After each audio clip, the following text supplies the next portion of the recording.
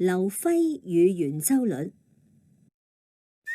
劉輝是中國古代著名的數學家。公元263年，劉輝為中國數學古籍9章算術注釋，包括證明圓面積的公式。我在9章算術的注釋中證明了圓面積是圓周的1半乘以半徑。劉輝還用巧妙的方法求得圓周率的近似值。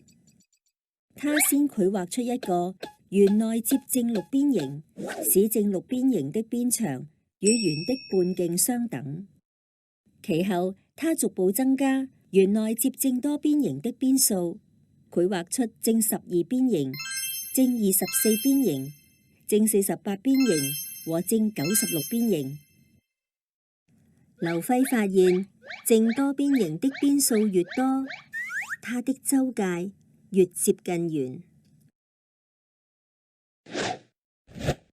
利用正多邊形的周界，除以圓的直徑，便可以求得圓周率的近似值。後人稱劉輝求圓周率的方法為割圓術。